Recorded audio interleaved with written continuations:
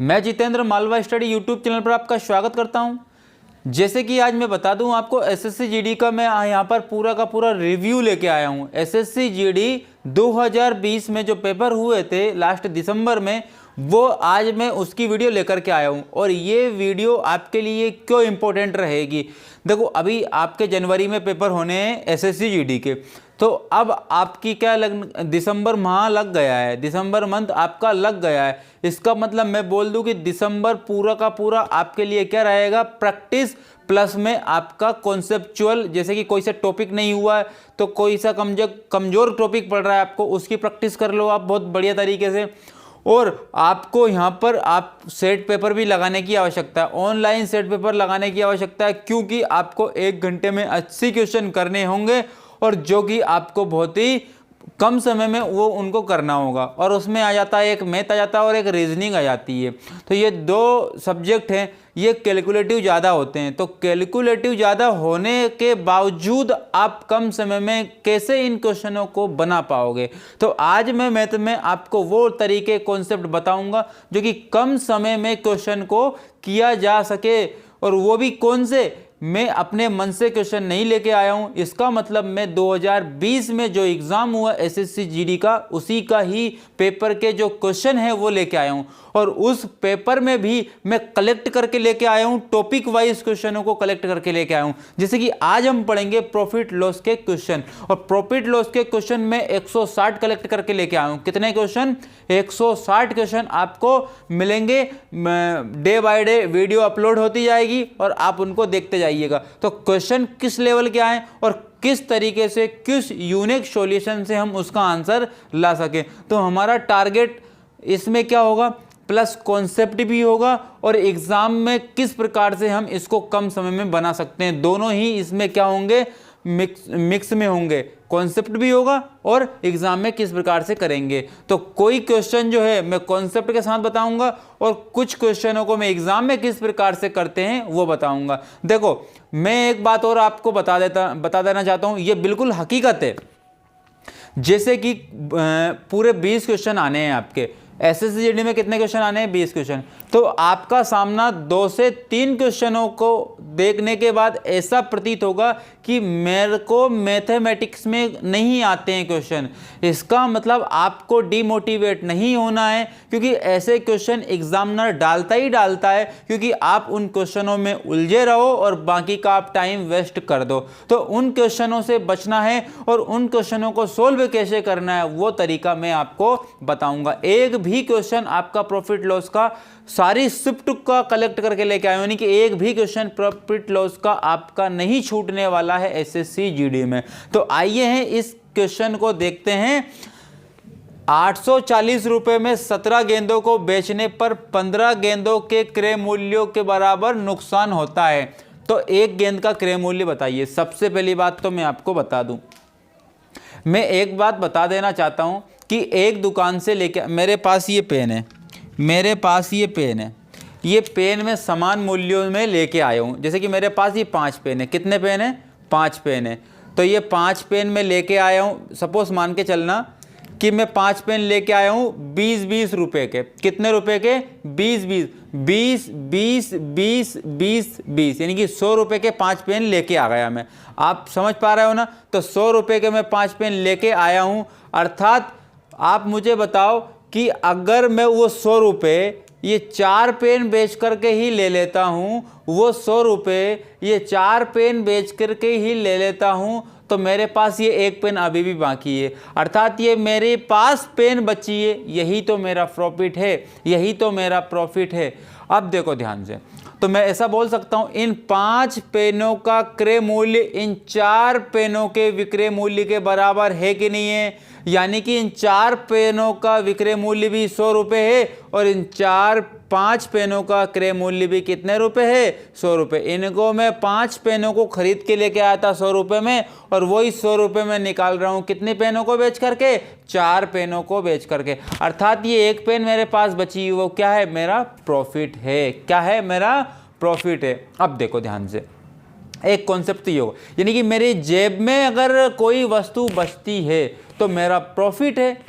कोई मेरी जेब में अगर वस्तु बच जाती है वो मेरा प्रॉफिट होता है। अब और देखो, मैं खरीद के लेके आया हूँ 100 रुपये में 4 पेने, मतलब अब नेक्स्ट टाइम की बात कर रहा हूँ मैं। अब मैं खरीद के लेके आया हूँ 25 रुपये में 4 पेने खरीद के लेके आया हूँ, तो 100 रुपये की कितनी पेने आ गई मेरे पास? 4 पेने। अब एक बात होती है हानि वाली, तो एक बात होती है अब मुझे वो 100 रुपये 5 पेनों को बेचने के बाद होगा। तो ये जो 4 पेन खरीद के लेके आया था 100 रुपये में, अब वही 100 रुपये मेरे 5 पेन बेचने के बाद में आ रहे हैं। अर्थात जो मेरे जेब में से जो चीज़ें निकाल के मैं दे रहा हूँ तब तो मेरी मूल रकम निकल पाती है, तो मेरी जेब से जो दी हुई वस्तु होती है वो मेरी हानि होती है। अगर हम जेब से कोई चीज़ मिला के हम पैसे हमारी क्रय मूल्य निकाल पाते हैं तो वो मेरी हानि है, और जेब में अगर कोई वस्तु बच जाती है तो वो मेरा क्या होगा? प्रॉफिट होगा, वो मेरा प्रॉफिट होगा। चलो यहाँ पर देख लेते हैं ये क्वेश्चन क्या बोल रहा है। तो यहाँ पर क्वेश्चन क्या बोल रहा है उसको समझ लेते हैं हम। तो 840 को अभी छोड़ दो, थोड़ी देर के लिए अभी छोड़ दो। देखो ध्यान से, मैं मान रहा हूँ 17 गेंदों को बेचने पर 5 गेंदों के क्रय मूल्य के बराबर क्या हुआ? नुकसान हुआ। अर्थात मैं ये बोलना चाहता हूँ आपसे कि नुकसान होने का अर्थ ये, खरीद के कम वस्तु लेके आया था लेकिन इसने अपनी जेब से वस्तु मिला के दी है, अपनी जेब से वस्तु मिला के दी है। तो इस प्रकार ये हुआ कि जैसे इस पेनों के माध्यम से बताता हूँ, इन पेनों के माध्यम से बताता हूँ। तो यहाँ क्या हो रहा है? नुकसान हो रहा है। कितने नुकसान हो रहा है? नहीं हो रहा है। तो मैं ये मान के चलता हूँ कि मैं 4 पेन खरीद के लेके आया था 100 रुपये में, और मैंने वो 100 रुपये कब बनाए? जब एक वस्तु और मेरी जेब से ला कर के दी है तब। तो मेरी जेब से वस्तु ला कर के दी तब, तो यहाँ पर संख्याएं कितनी हुई? 5 हुई। हानि की कंडीशन बता रहा हूँ, लेकिन लेके कितनी आया था मैं? 4। तो खरीद के मैं कम लेके आया था लेकिन बेच ज़्यादा रहा हूँ पेने, तब तो होगी हानि, तब तो होगी हानि। और मैं खरीद के ज़्यादा लेके आ रहा हूँ और मैंने बेच कम दी, तब तो मेरा हो गया लाभ हो गया। तो आप यही कॉन्सेप्ट देखो कि 17 गेंद खरीद के लेके आए, 17 गेंदों को बेचने पर मुझे 5 गेंदों के क्रय मूल्य के बराबर क्या हो रही है? हानि। तो मतलब ये 17 गेंदें ज़्यादा दिख रही है, खरीद के तो मैं कम लेके आया था। तो खरीद कितनी गेंदों की हानि हो रही है? यानी कि 5 गेंदों की हानि। तो मैंने जेब से 5 गेंदें दी होगी तब जाके क्या हुआ होगा? 17 हुआ होगा। क्या हुआ होगा? 17।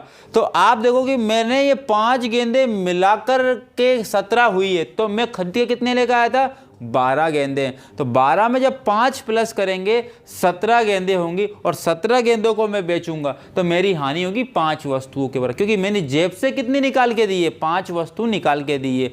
अर्थात मैं जेब से निकाल के देता हूं तो वो हानि होती है, और मेरी जेब में कुछ वस्तुएं बच जाती है, वो मेरा लाभ होता है। तो इसने जेब से निकाल के कितनी दे दी? 5। तो वो खरीद के कितने लेके आया था? तो 17 में से 5 गए तो कितने बचे? 12 बचे। कितने?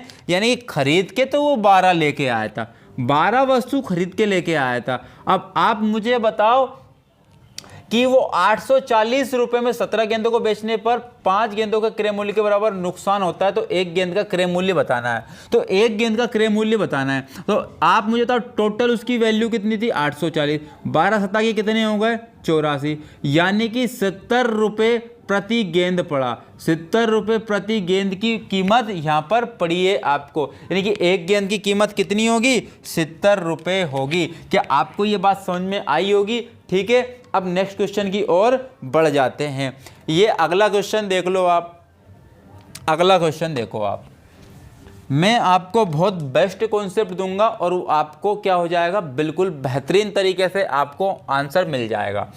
जैसे कि इस क्वेश्चन को हम थोड़ी कुछ 2-3 क्वेश्चन करने के बाद करेंगे हम, क्योंकि आपको मुझे बताना कुछ कॉन्सेप्ट। जैसे कि ये है 50 सेब का विक्रय मूल्य 45 सेब के लागत मूल्य के बराबर है। मैंने फिर वही बोला, मैंने फिर वही बात बोलूँगा, एक ही बात आपको समझना होगा। मैं अब देखो यहाँ पर क्या हो रहा है, प्राप्त लाभ या हानि प्रतिशत ज्ञात करना है। जैसे कि अगर मैं बात कर लेता हूँ यहाँ पे, मैं 4 वस्तु खरीद के लेके आ रहा हूँ 100 रुपये में, और वो 100 रुपये मेरे निकल के आ रहे हैं 5 वस्तु बेचने पर। तो मेरी जेब से कितनी वस्तु ऐड करी तब जाके मेरे 100 रुपये निकले? आप बोलोगे एक वस्तु, वही मेरी हानि हो गई। अब मैं खरीद के लेके आया था 5 पेन है 100 रुपये में, अब वो 100 रुपये ओनली और निकल जाते हैं मेरे 4 पेन बेचने पर, तो मेरी जेब में कितनी वस्तु बच रही है? एक, वो मेरा लाभ है। तो जो वस्तु मेरी जेब में बचती है वो मेरा लाभ, जो वस्तु मेरी जेब से निकल जाती है वो मेरी हानि। अब मुझे बताओ कि 12 सेब का विक्रय मूल्य यानी कि 50 सेब का विक्रय मूल्य 45 सेबों के लागत मूल्य के बराबर है। अब आप समझो बात को कि 50 सेब की एसपी बराबर है 45 सेब की सीपी के। अब हम यहाँ पर सीपी और एसपी का रेशो निकालेंगे। तो आप देखो 5 धाम 50 और 5 नाम 45, जब इनका हम ये सीपी है और ये एसपी है, ये सीपी है और ये एसपी है, तो ये वस्तु में बात चल रही है। ये किस में बात चल रही है? वस्तुओं में बात चल रही है। किस में? वस्तुओं में। अब हम निकालेंगे रुपए में, रुपए में निकालेंगे तो ये पलट जाएंगी वैल्यू, तो 9 इधर और 10 इधर, अर्थात वो 9 रुपये में खरीद के लेके आया, 9 रुपये में खरीद के लेके आया और क्या हुआ? अर्थात यहाँ पर 10 वस्तुओं की एसपी बराबर थी 9 वस्तुओं की सीपी पर। मैंने वस्तुओं का ये बताया, वस्तुओं का रेशो ये। अब मैं सीपी का रेशो एसपी का रेशो रुपए में निकालूंगा तो ये पलट जाएंगे, यानी कि 9 रुपये में बेची थी तो 10 रुपये में खरीदी। अब आप बताओ कि 10 रुपये में खरीदी और 9 रुपये में बेच दी, तो 1 रुपये की हानि हुई या नहीं हुई? और हानि और लाभ हमेशा और हमेशा किस पे निकलता है? सीपी पर। तो मैं आपको बता दूं, हानि और लाभ हमेशा और हमेशा सीपी पर निकलता है। देखो मैं ये मान के चलता हूँ कि आप प्रैक्टिस कर रहे हो तो बेसिक बातें तो आपको पता होना चाहिए कि लाभ क्या होता है, हानि क्या होती है, क्रय मूल्य क्या होता है, विक्रय मूल्य क्या होता है, ये आपको पता होना चाहिए। थोड़ा बहुत नॉलेज आपको होना चाहिए क्योंकि हम प्रैक्टिस बेच ये लेके आए हैं, एसएससी जीडी के PYQ का प्रैक्टिस बेच लेकर के आए हैं। तो 10 हमेशा सीपी पर ही हानि और लाभ निकालते। 10 रुपये पर 1 रुपये की हानि हो गई। हानि कितने की हो गई? 1 की हो गई। और परसेंट में निकालेंगे तो 10 धाम 100, यानी कि 10% की हानि हो गई, 10% की हानि हो गई। तो आप बोलोगे कि मत्सब जो है ना, आपने ये क्वेश्चन बताया लेकिन ये ना इतनी स्पीड में तो आ ही नहीं रहा है भाई इसका आंसर। तो मैं बोलूँगा थमो, रुको, अभी तो मैं अभी और चीज़ बताने वाला हूँ ना। अभी आप टेंशन काहे को ले रहे हो? मैं हूँ ना आपके साथ में, यूनिक सॉल्यूशन देने के लिए मैं हूँ आपके सामने, ठीक है ना। चलो ठीक, देखो अब हम यहीं से निकालेंगे 45 सेब का लागत मूल्य, मतलब 45 सेब में मान के चल रहा हूँ कि 100 रुपये में खरीद के लेके आया था। अब 45 सेब 100 रुपये में खरीद के लेके आया था, अब वही 100 रुपये कब निकल रहा है? 50 वस्तुओं को बेचने पर निकल रहा है। तो आप जेब से आपने कितनी वस्तु निकाल के दे दी? 5 वस्तु निकाल करके दे दी है। अब आप देखो कि सीपी और एसपी का जब मूल्य समान हो, सीपी एसपी का रुपए में मूल्य समान हो, तो हम एसपी वाली वैल्यू को नीचे रखते हैं और परसेंट के लिए 100 लगा देते हैं। 5 धाम 50 और 10 से 10 कैंसिल आउट, मतलब 10% की हानि हो गई। हमने हानि यही निकाल ली थी कि 45 सेब जितने रुपए में खरीद के लेके आया उतने ही रुपए मुझे 50 सेब पे मिल रहे हैं। अर्थात मैं बोल दूं यहाँ पर, कि 5 सेब जेब से दिए मतलब मुझे हानि हुई, ठीक है ना। ये क्वेश्चन बहुत अच्छे से समझ में आया होगा। जैसे कि हम ये क्वेश्चन देखते हैं, अब इस क्वेश्चन को बहुत बेस्ट तरीके से करेंगे। 18 गेंदों को बेचने पर 6 गेंदों का क्रय मूल्य के बराबर हुआ। देखो क्रय मूल्य के बराबर हुआ है, क्या हुई है? हानि हुई। तो मतलब मैं कम वस्तु खरीद के लेके आया था, हानि हो गई तो मैं, और ज्यादा वस्तु मैंने बेच दी। कितनी वस्तु बेची मैंने? 18 वस्तु। और कितनी गेंदों के बराबर हानि हुई? तो यहाँ पर 6 गेंदों के बराबर हानि हुई। तो 18 में से 6 गया तो बचे कितने, 12। यानी कि मैं 12 वस्तु खरीद के लेके आया था और कितने रुपए थे, 720। तो 12 छंगे 72। तो एक वस्तु की वैल्यू 60 रुपए, एक वस्तु की वैल्यू 60 रुपए, अर्थात डी नंबर का ऑप्शन, 4th नंबर का ऑप्शन। अगले क्वेश्चन की ओर बढ़ जाते हैं। ये क्वेश्चन देख लो। अब आप इस क्वेश्चन की बात कर लेते हैं। अब देखो 100 कॉपियों का क्रय मूल्य 80 कॉपियों के विक्रय मूल्य के बराबर है। एक बार कॉन्सेप्ट समझ लिया ना आपने।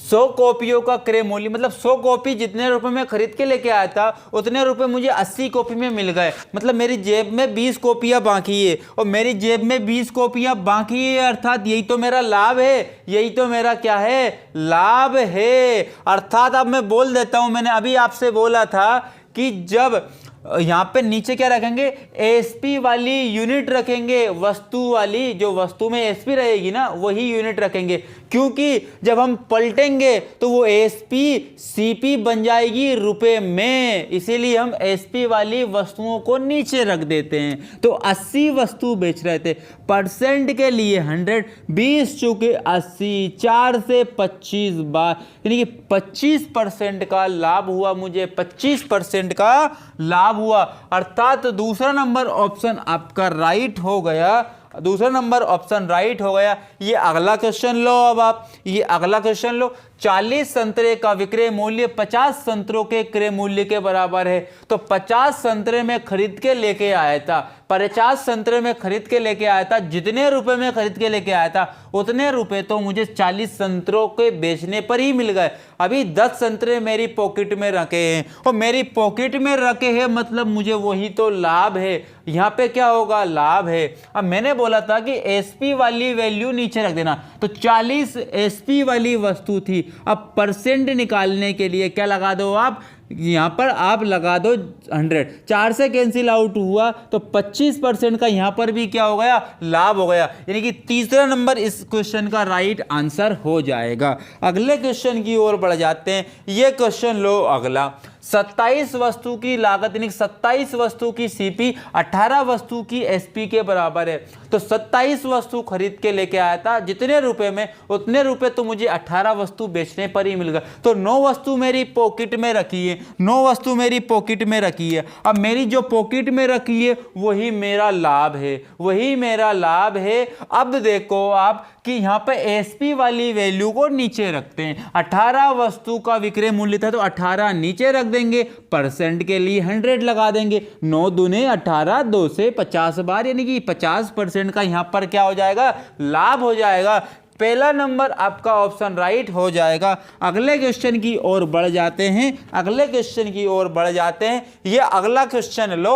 80 वस्तु का क्रय मूल्य, 80 वस्तु का क्रय मूल्य 50 वस्तु के विक्रय मूल्य के बराबर है। तो आप देखो 80 वस्तु खरीद के लेके आया और 50 वस्तु के बराबर मुझे वो 80 वस्तु जितने रुपए में खरीद के लेके आया था उतने ही रुपए मुझे 50 वस्तु बेचने पर मिल गए। आप बोलोगे कि भाई मेरी जेब में 30 वस्तु बच गई है, मेरी जेब में 30 वस्तु बच गई है। और जेब में बचने का कारण मतलब लाभ होता है। अब यहाँ पे एसपी वाली यूनिट रखना है मुझे नीचे। अब एसपी कौन सी वाली है, 50 वस्तुओं वाली एसपी है, यानी कि एसपी 50 हो गई। अब परसेंट के लिए 100 लगा दे, 50 से दूने 100 और 30 से दूने 60, 60% का यहाँ पर मुझे लाभ हो गया। चौथे नंबर का ऑप्शन आपका राइट हो जाएगा। अगले क्वेश्चन की ओर आज बढ़ते हैं। ये अगला क्वेश्चन देखो आप, देखो आम 35 आम बेचने पर 7 आमों के क्रय मूल्य के बराबर,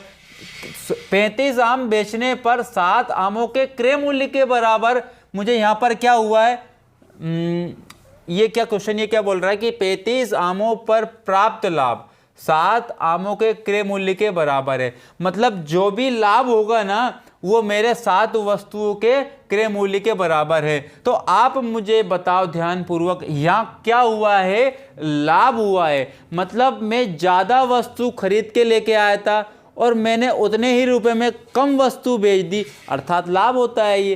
तो मुझे बताओ यहाँ लाभ हो रहा है, अर्थात मैंने यहाँ बेची कम होगी वस्तु, बेची कम होगी, कितनी कम बेचोगी, 7। तो 35 बेची, खरीद के लेके आया था कितनी 7 प्लस, तो यहाँ पर 42 वस्तु खरीद के लेके आया था, कितने ही रुपए में खरीद के लेके आया था, लेकिन उतने ही रुपए मैंने कमा लिए 35 वस्तु बेचकर, तो 7 वस्तु जेब में, तो वही तो हमारा लाभ है। अभी तो कॉन्सेप्ट समझाया मैंने।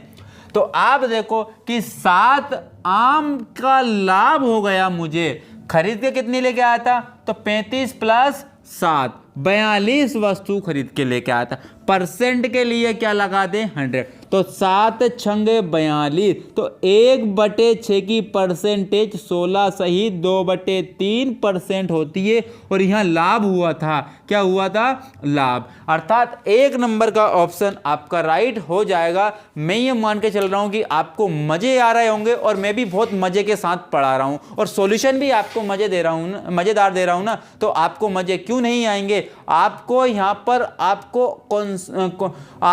अपने अंदर आपको एक कॉन्फिडेंस होगा कि यार मैं इतनी जल्दी क्वेश्चन का सोल्व कैसे कर सकता हूँ, इतनी जल्दी आंसर कैसे ला सकता हूँ, तो मुझे यार ये कॉन्सेप्ट सीखने की आवश्यकता है। इस कॉन्सेप्ट में दम तो है, इस कॉन्सेप्ट में दम नहीं, इस पूरे क्वेश्चनों के कॉन्सेप्ट में दम रहेगी। आप थोड़ा सा टिको तो सही यहाँ पर इस प्लेटफॉर्म पर।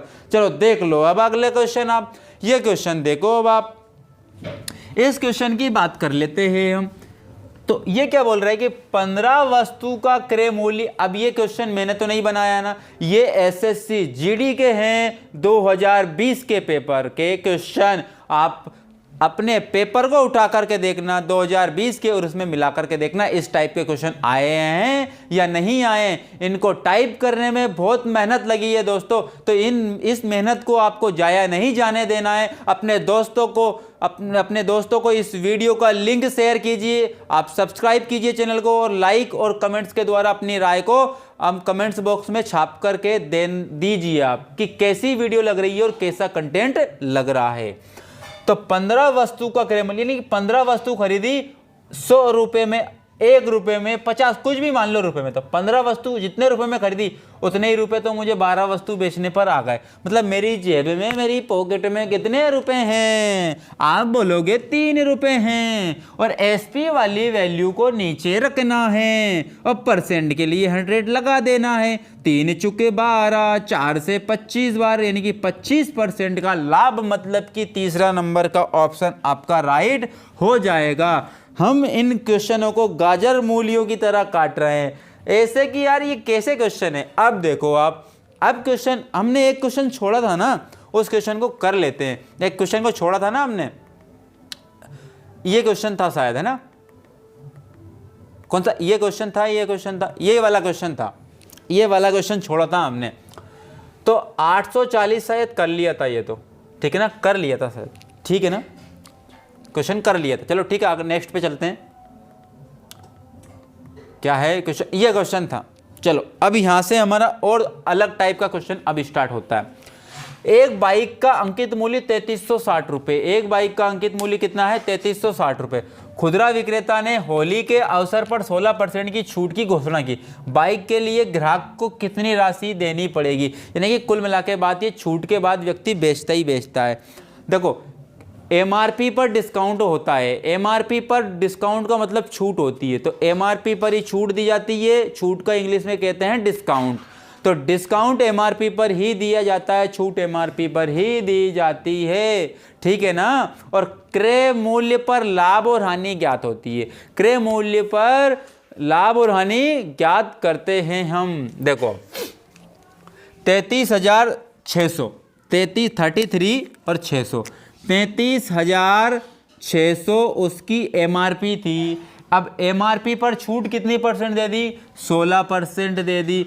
अब जब 16% छूट दे दी तो बची कितनी होगी 84 में सेल कर देगा वो, और परसेंट हटेगी तो अपने आप में क्या लगेगा, अपॉन में 100 लगेगा। 0 से 0 कैंसिल आउट, 2 बार 0 कैंसिल आउट हो चुकी है, यानी कि 84 का इंटू हमें क्या करना है, इसमें 6 में करना है। तो 84 छंकी कितने होते हैं, 8 छंग 48, 480 और 6 चुकी 24, यानी कि 504, कितने हो गए 504। तो 50 हमारे हाथ लग गए, यानी कि हासिल बच गया, कैरी बच गए। और 8 × 24 240, 8 तिया 24, 240 और 6 तिया 4 तिया 12, 52। तो 252 और यानी कि 300, 252 में 50 जोड़ी तो 302। हासिल कितने बज गए? 30 बज गए। कितने? 30। हमें लास्ट की यूनिट क्या मिल गई? 24। 24 यहाँ भी है, 24 यहाँ भी है, और आगे करना पड़ेगा। कैरी कितना बच गया? तो आप देखो कि 84 तिया फिर कितने होंगे? 252 होंगे।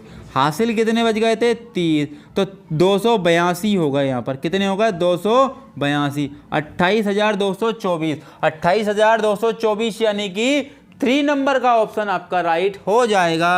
अगले क्वेश्चन की ओर बढ़ जाते हैं। ये अगला क्वेश्चन लो। अगला क्वेश्चन भी बहुत बेहतर तरीके का आपको देखने को मिलेगा। चलो ठीक है। किसी वस्तु को वास्तविक विक्रय मूल्य के 3/5वें हिस्से पर बेचकर एक व्यापारी 20% का लाभ कमाता है। एक व्यापारी 20% का लाभ कमाता है। मैं मान के चल रहा हूं कि पहले उसकी एसपी कितनी थी? 5। पहले उसकी एसपी कितनी थी? 5। यहाँ लिख देता हूँ। पहले उसकी एसपी 5 थी और अब एसपी कितने पे बेच रहा है? वो 3 पर बेच रहा है। अब एसपी कितने पर बेच रहा है? 3 पर बेच रहा है। तो हम इधर लिखते हैं। तो एसपी पहले कितनी थी? 5 और अब एसपी कितने पे बेच रहा है? वो 3 पर। तो इस 3 पर बेचने से उसको कितने परसेंट का लाभ हो जाता है? 20% का लाभ। यानी कि ये वैल्यू 120 के बराबर होगी, 120 के बराबर होगी और इंटू 100 यानी कि सीपी मेरी कितनी होगी? तो आप देखो 3 चुके 12, 40 बार और 40 से काटोगे इसको 2.5 बार। कितनी बार? 2.5 बार। तो मेरी सीपी कितनी हो जाएगी? 2.5 यानी कि 2.5। तो वो बोलना चाह रहा है, तो यदि वह उत्पाद को वास्तविक विक्रय मूल्य यानी कि वास्तविक विक्रय मूल्य ये है, अब 2.5 में खरीदी बेच दी 5 में, 2.5 में खरीदी बेच दी 5 में, तो लाभ कितने का हो गया? 2.5 रुपये का लाभ हो गया। तो यानी कि जितनी सीपी उतना ही लाभ, मतलब 100% लाभ हो गया। यहाँ पर 3 नंबर का ऑप्शन आपका राइट हो गया। अगले क्वेश्चन पर बात कर लेते हैं हम। अगले क्वेश्चन की ओर बढ़ जाते हैं हम। एक व्यक्ति, कोविंद नाम का व्यक्ति, एक वस्तु को अपने क्रय मूल्य से 30% अधिक अंकित करता है। भाई आप देखो कि सीपी उसकी 100 थी, अब उसने 30% अधिक अंकित कर दिया, मतलब एमआरपी बना दी उसको 30% अधिक अंकित करके 130 बना दिया उसने। अब देखो कि उस पर 10% की छूट दे देता है, तो इसका 10% एक अंक के पहले पॉइंट लगा लेंगे तो वो वैल्यू अपने आप में 10% रह जाती है। एक अंक के पहले पॉइंट लगा लेते हैं, वो वस्तु अपने आप, वो वैल्यू अपने आप में 10%, और 2 अंक के पहले पॉइंट लगाने पर वो वैल्यू अपने आप में 1% रह जाती है। एक अंक के पहले 10%, 2 अंक के पहले 1%, ठीक है ना।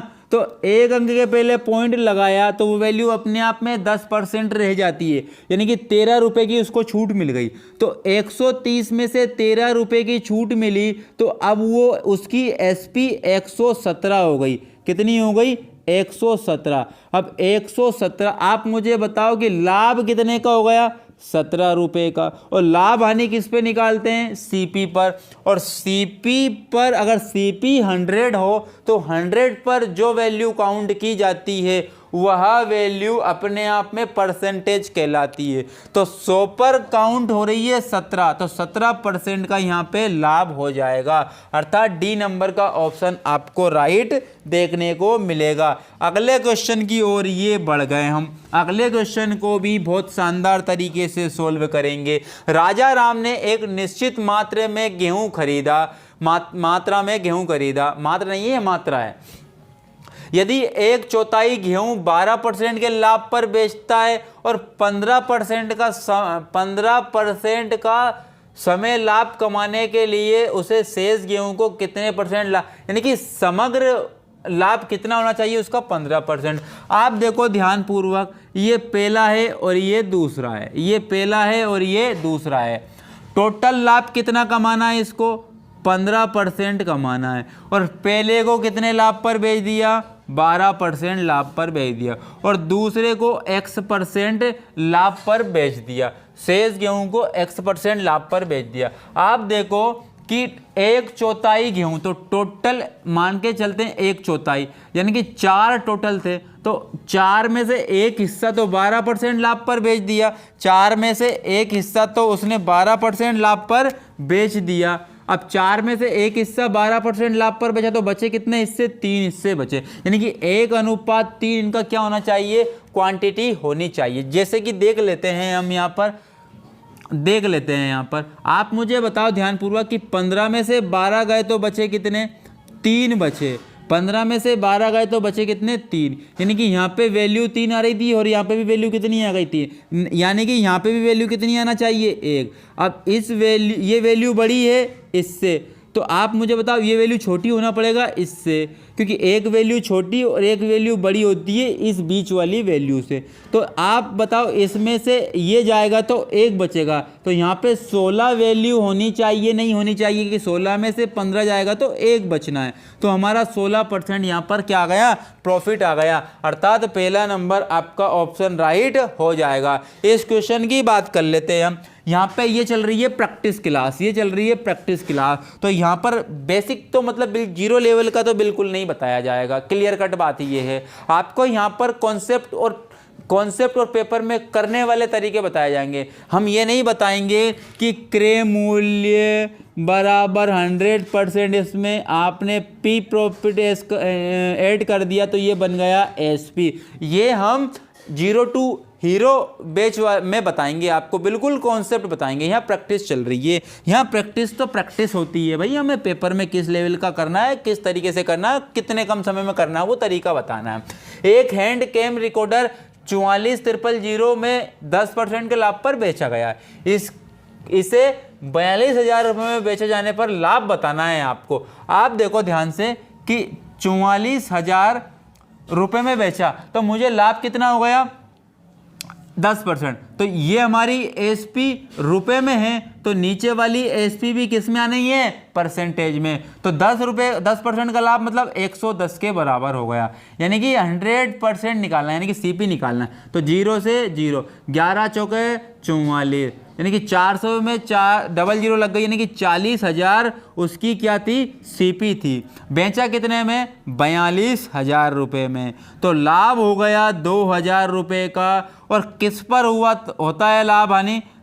सीपी पर। सीपी कितनी थी? 40,000। तो 1 2 3 4, 1 2 3 4, 2 दूने 4, 2 पंजे 10, यानी कि 5% का यहाँ पर क्या होगा? इसको लाभ होगा।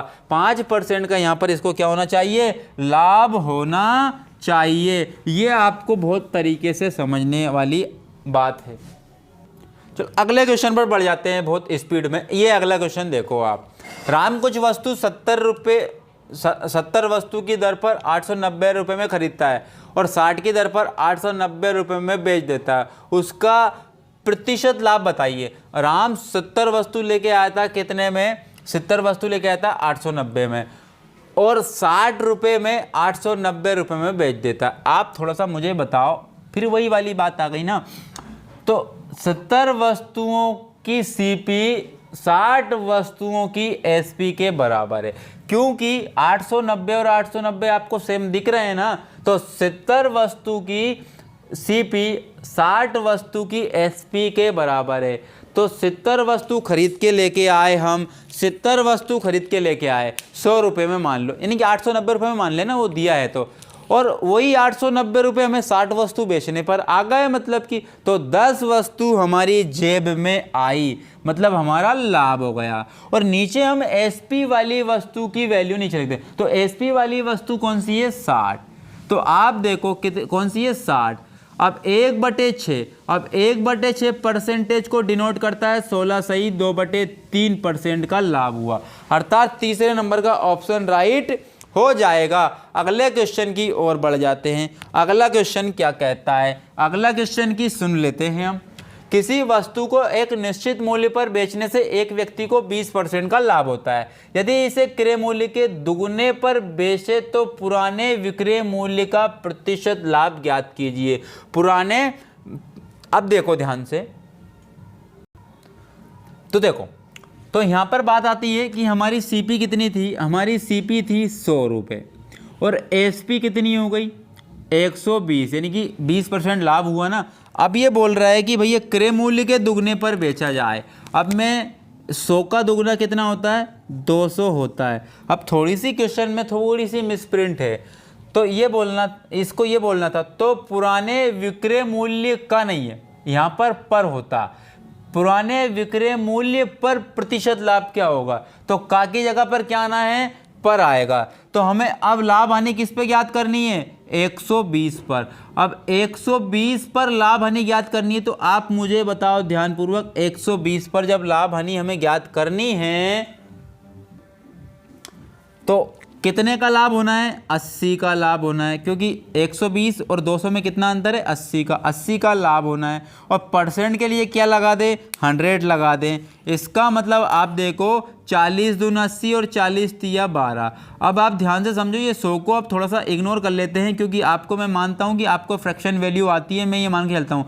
2/3 की फ्रैक्शन वैल्यू, तो परसेंटेज वैल्यू क्या होगी? 66 सही 2/3%। 66 सही 2/3 होती है, 2/3 की परसेंटेज वैल्यू। तो इसका राइट आंसर कौन सा हो जाएगा? चौथे नंबर का हो